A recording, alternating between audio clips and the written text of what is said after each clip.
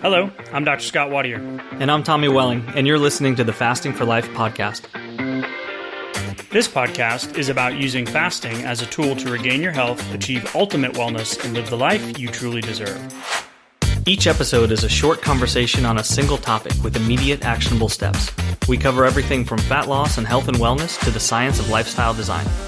We started Fasting for Life because of how fasting has transformed our lives, and we hope to share the tools that we have learned along the way.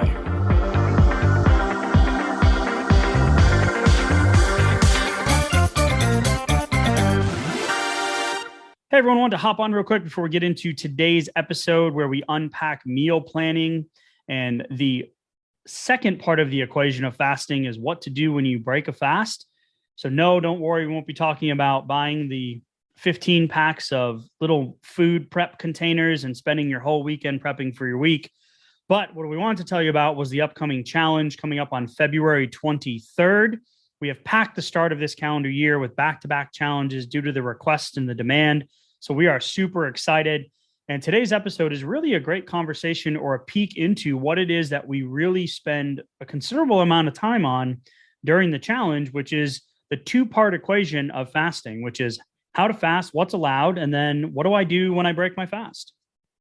Yeah, you really do need to focus on both sides of the equation to get them both right so you can see success with long-term fasting and implementing a fasting lifestyle. So we open up the conversation here, and we're going to get into that in some more detail during the challenge and within the week-to-week structure of our continuity group as well. So this is a really cool thing, and I think it's going to be a good episode. I agree. So if you've been on the fence about getting into one of the challenges, you've done one in the past, it's time to re-engage. You can go to www.thefastingforlife.com/live. Click the link for all the details, dates, and more information. And now to today's episode. Hey, everyone. Welcome to the Fasting for Life podcast. My name is Dr. Scott Wadier, and I'm here, as always, with my good friend and colleague, Tommy Welling. Good afternoon to you, sir. Hey, Scott. How are you? Doing fantastic, my friend. Just excited about today's conversation. If you are new to the podcast, go ahead and check out our free resources on the website. You can download the Fast Start Guide PDF, 6 simple steps to put 1 meal a day fasting into your day-to-day life. Or you can download the insulin assessment and get some subjective data or some insight into whether or not you may have some insulin issues that need to be addressed. One of the things that we talk a lot about on this podcast is regulating blood sugar, balancing hormones, adopting the fasting lifestyle. So a couple of tools to go check out. If you've already downloaded the Fast Start Guide, didn't know we had another resource, go ahead and head on over and grab it. Let's see here. So today's conversation, Tommy, we're going to talk about meal planning. And this is a very popular method in the I need to get healthy and lose weight world, right? So you can't get to your ideal place in terms of what you want to look like, what you want to feel like, what you want the number on the scale to be without counting calories, tracking macros, working out 5 to 6 days a week, and knowing exactly what you're going to eat for the entire week and putting it in nice little containers, and cooking 73 chicken breasts and 14 dozen eggs and overnight oats and putting all that stuff and planning it and prepping it. So a couple layers here, but let's start with this question that came in. And I think it's going to lead to a good conversation.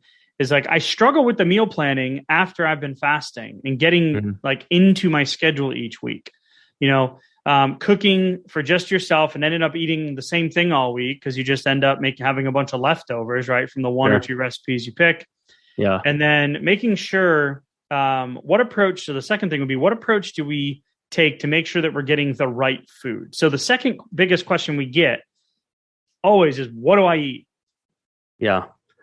How should I fast? And then what should I eat? So it's yin and yang. It's the two sides of the coin.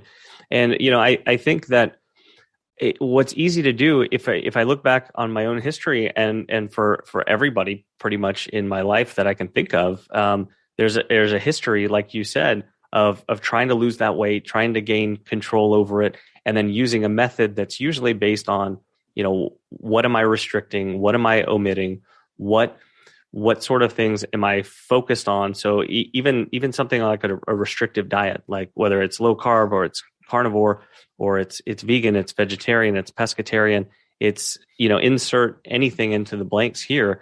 There's usually some level of like, okay, juice cleanses or, something else. There's a lot of extreme things that either limit the calories or limit the food choices or both.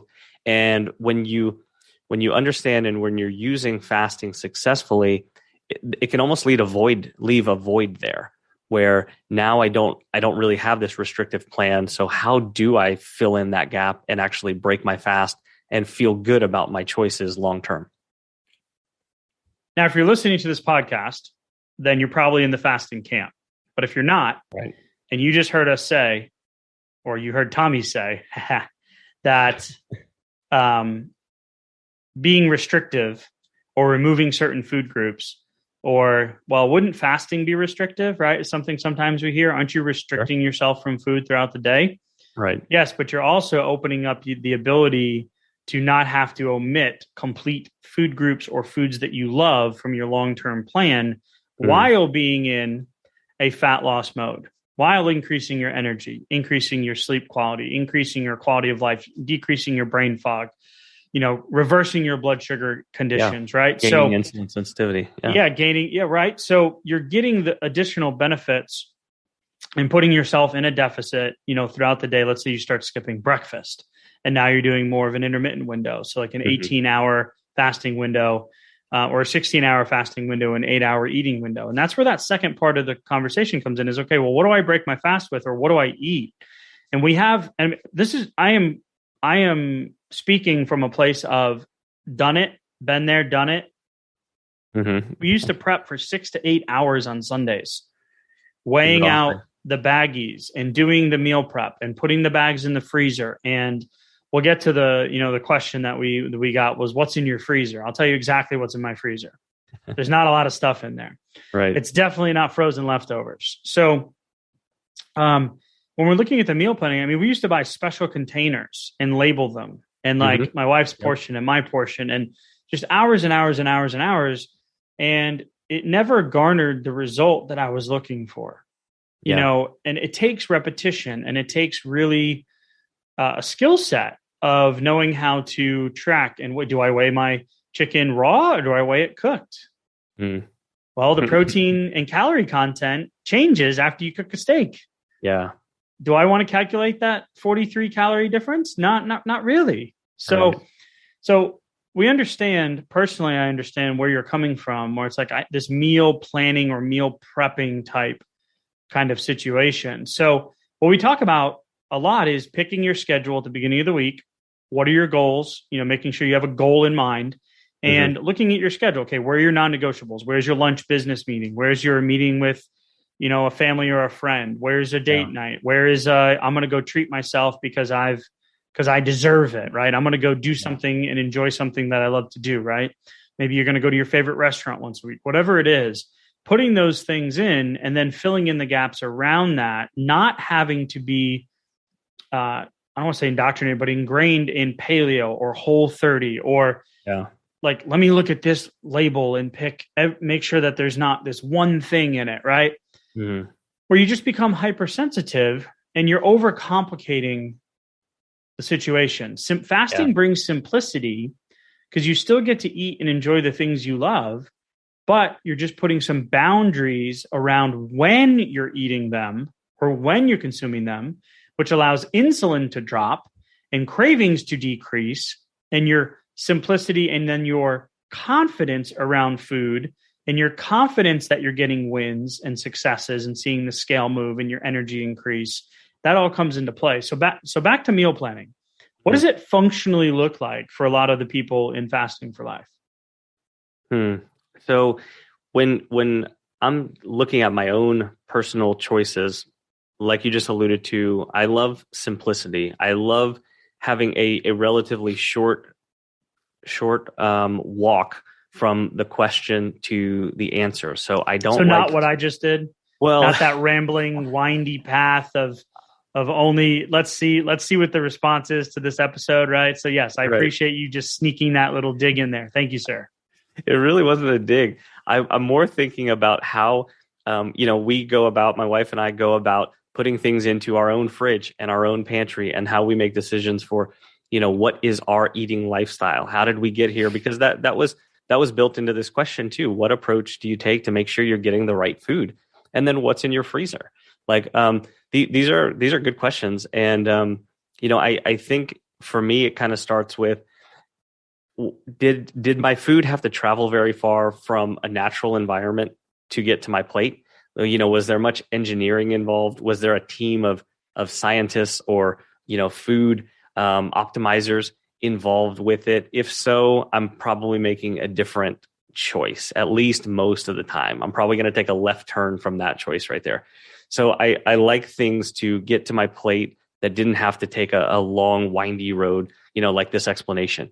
So that was my explanation. You're doing a good job up until right there. No, I'm just kidding. Yeah, that's my number one rule. And then, after that, I like some variety. So when I'm picking fruits and vegetables, I go for a variety like a Technicolor Dreamcoat, from Seinfeld, or like a rainbow. I like different colors in my fridge, and not a whole lot of stuff in my freezer, because if it's frozen, unless it's meat, I'm probably not going to do much with it.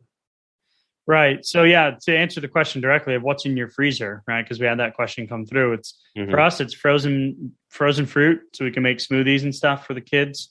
And my wife likes making smoothies, and sometimes we'll do Yo-Nana, right? You just put the frozen bananas and the frozen fruit in this very loud, hard to clean machine. Yeah. And you push it down and out comes like gelato, and it's just natural and it's awesome. Kids love it. Right. So, it's actually really good, but, it is the hardest machine to clean. But so we got frozen. We've got, some ice packs. We've got a bunch of grass-fed beef, organic chicken breast, chicken thighs, chicken drumsticks. Applegate Farms, breakfast sausages. The kids love to eat those cold on the go. Something you can just throw in a cup and run out the door.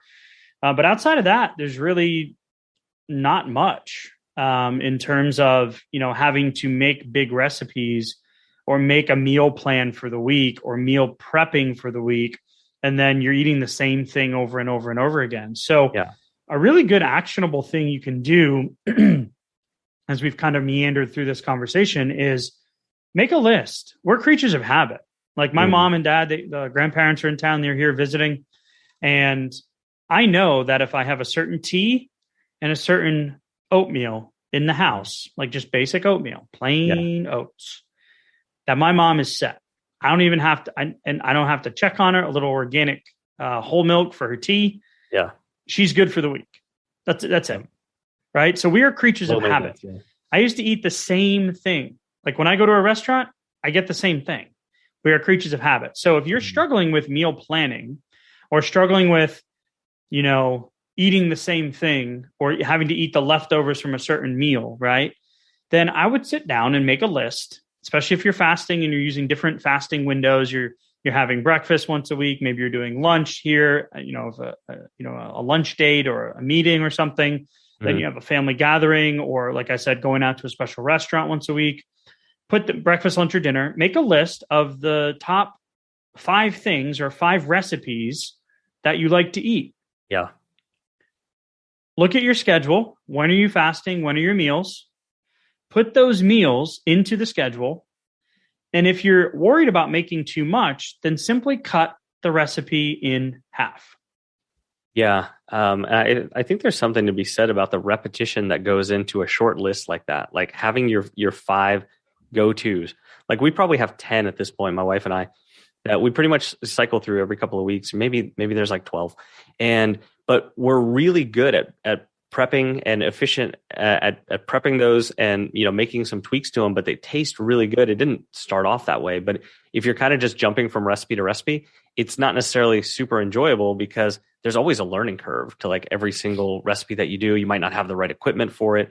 Should I buy an Instant Pot? Should I get an air fryer? Should I, invest in this? We needed dried mustard the other day for some recipe that I wanted to make. And I'm like, what is dried mustard? So I love that point that you just made, that sometimes, we're overcomplicating it, right? There used to be this company out there where they would send you the kit, all the spices, all the stuff, and you'd buy the meats and the veggies, and then you'd put them in these bags. And that company is no longer. It's a shame, because we really enjoyed the simplicity of taking the thinking out of it, right? Sometimes. But yeah, to your point, you make a recipe and then you're stuck with it. So making sure, and I love this side of it too, like and what the heck is dried mustard? I still don't know. Putting in the intentionality behind it also can help with that conversation of, like, when I break the fast, how do I not overconsume? How do I not try to fit everything in my window? Well, if you're really looking forward to something, you're much more likely going to stick with it. I was not looking forward to 4 hard-boiled eggs and overnight oats every morning back in my powerlifting days. Right. Yep. I was not looking forward to eating. Eating was a chore. Right. So there's also that component of looking forward to things that you enjoy. And so that's why I really liked what we were unpacking here, was making the list and knowing that you have something that you're going to be able to stick to. Yeah, I think that it's easy to overcomplicate it, and so just focusing on just those few things, and then you can take a look and look at the variability within them. You can also take a look at your blood work or anything else, any other data that you might have, and go, well, I mean, are there vitamins that I should be focusing on, or something else like that? Like, you don't have to necessarily just worry about everything that you're eating, or am I getting the exact right proportion of foods and vegetables and minerals? I mean, there are actual questions that you could ask yourself and consult with a professional to get the right answer to those questions. And then you can always tweak your diet from there. But I feel like if you go into every fast not being sure how you're going to break it and not feeling confident about your food choices, then it's really hard to feel confident about your fasting choices too. It feels like every decision that I'm making would be kind of just like, I'm kind of just dipping my toes in. I'm not fully committed to it because I don't have a level of confidence about how I'm going to break this fast. So then how could I really have confidence about going into this fast too? And that seems like a recipe for disaster for sure. Yeah, pun intended, right? So absolutely, like, you only have half of the equation at that point. Yeah. Yeah. I mean, I don't think we ever talked about it in this way, but needing to always figure out what you're going to do next is it's decision fatigue. Yeah. Right. So some of these, if you look at some of, there's stories out there about, I don't remember who it was, but they wear the same outfit every single day. Yep.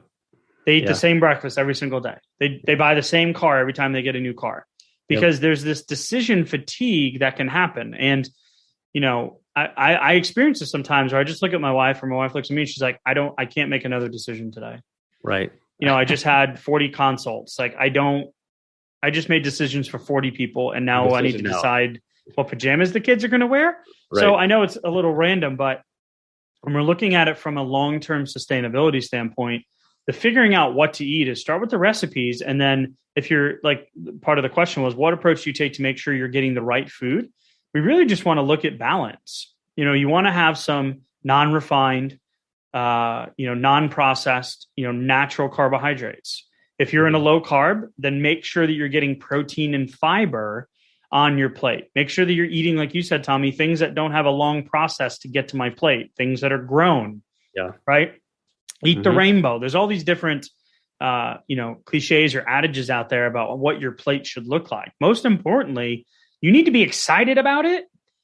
Right. You need to look forward to it and want to eat it. Right. I'm not saying put pizza and ice cream in every one of your meal plans, but then find some recipes that really resonate with you and, get them into the rotation. Like you said, Tommy, we've got probably 15 or 20 that we rotate through.